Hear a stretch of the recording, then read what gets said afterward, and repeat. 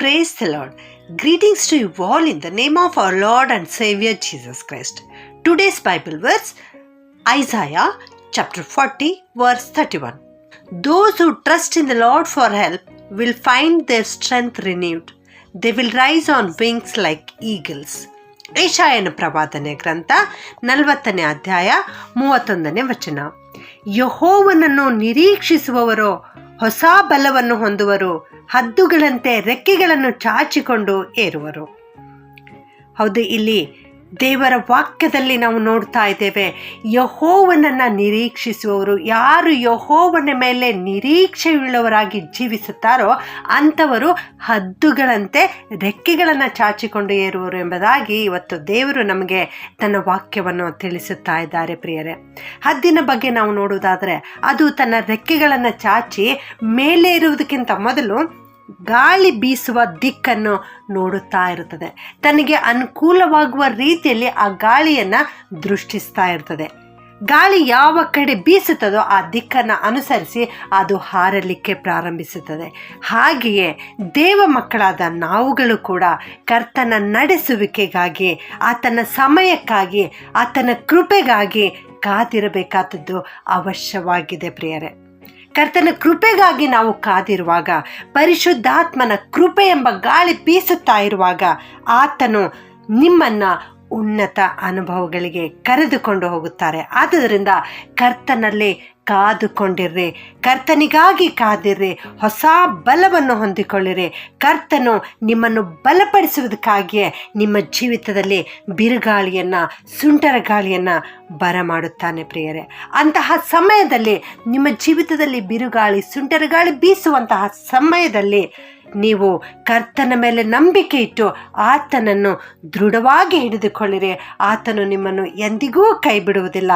ಕರ್ತನಿಗಾಗಿ ಕಾದಿರುವ ನೀವು ಭಾಗ್ಯವಂತರಾಗಿದ್ದೀರಿ. ಪ್ರಿಯರೇ, ನನ್ನ ಪ್ರಿಯ ದೇವ ಮಕ್ಕಳೇ, ಇವತ್ತು ನಿಮ್ಮ ಜೀವಿತದಲ್ಲಿ ಸಮಸ್ಯೆಗಳು, ಹೋರಾಟಗಳು ಬಂದು ನಿಮ್ಮನ್ನು ನಾಶಪಡಿಸುತ್ತಾ ಇರುವುದಾದರೆ ನೀವು ಚಿಂತೆ ಮಾಡಬೇಡಿರಿ. ಆ ಸಮಸ್ಯೆಗಳು, ಆ ಹೋರಾಟಗಳು ನಿಮ್ಮನ್ನು ನಾಶಪಡಿಸುವುದಕ್ಕಾಗಿ ಬಂದಿಲ್ಲ, ಆದರೆ ಹದ್ದಿನಂತೆ ರೆಕ್ಕೆಗಳನ್ನು ಚಾಚಿ ಎದ್ದೇಳುವುದಕ್ಕಾಗಿಯೇ ಆ ಸಮಸ್ಯೆಗಳು ನಿಮ್ಮ ಜೀವಿತದಲ್ಲಿ ಬಂದಿವೆ ಎಂಬುದಾಗಿ ತಿಳಿದುಕೊಳ್ಳಿರಿ. ಪ್ರಿಯರೇ, ದಾವೀದನು ಕೀರ್ತನೆ 119:67ನೇ ವಚನದಲ್ಲಿ ಈ ರೀತಿ ಹೇಳುತ್ತಾನೆ, ಕಷ್ಟಾನುಭವಕ್ಕಿಂತ ಮುಂಚೆ ತಪ್ಪಿ ಹೋಗುತ್ತಿದ್ದೆನು, ಈಗಲಾದರೂ ನಿನ್ನ ನುಡಿಗಳನ್ನು ಕೈಗೊಳ್ಳುತ್ತೇನೆ ಎಂಬುದಾಗಿ. ಕಷ್ಟ ನನ್ನ ಜೀವಿತದಲ್ಲಿ ಬರುವುದಕ್ಕಿಂತ ಮುಂಚೆ ನಾನು ತಪ್ಪಾದ ಮಾರ್ಗದಲ್ಲಿ ನಡೆಯುತ್ತಾ ಇದ್ದೆನು, ಆದರೆ ಈಗ ನನ್ನ ಜೀವಿತದಲ್ಲಿ ಕಷ್ಟ ಬಂದ ಮೇಲೆ ನಾನು ಕರ್ತನ ನುಡಿಗಳನ್ನು, ಕರ್ತನ ವಾಕ್ಯಗಳನ್ನು ಕೈಕೊಳ್ಳುತ್ತೇನೆ ಎನ್ನುವಂಥ ಮಾತನ್ನು ಇಲ್ಲಿ ದೃಢಪಡಿಸುತ್ತಾ ಇದ್ದಾನೆ. ಪ್ರಿಯರೇ,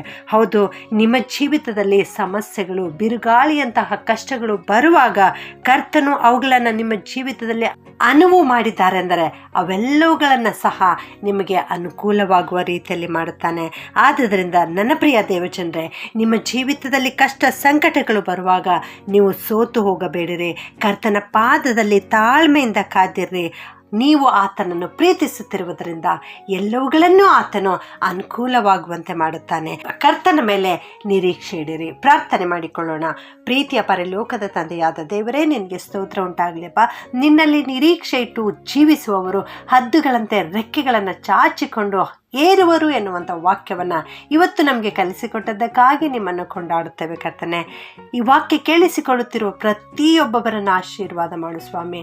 ಅನೇಕರ ಜೀವಿತದಲ್ಲಿ ಸಮಸ್ಯೆಗಳು, ಹೋರಾಟಗಳು, ಅನಾರೋಗ್ಯತೆಗಳು ಕಾಡುತ್ತಾ ಇರಬಹುದು. ಕರ್ತನೆ, ಇವತ್ತು ಅವರು ನಿನ್ನಲ್ಲಿಯೇ ನಿರೀಕ್ಷೆ ಇಟ್ಟು ನೀನೇ ನಮ್ಮನ್ನು ರಕ್ಷಿಸುವಾತನು ಎಂಬುದಾಗಿ ತಿಳಿದು ನಿನ್ನ ಪಾದದಲ್ಲಿ ಕುಳಿತುಕೊಂಡು ಪ್ರಾರ್ಥನೆ ಮಾಡ್ತಾ ಇದ್ದಾರೆ ಸ್ವಾಮಿ.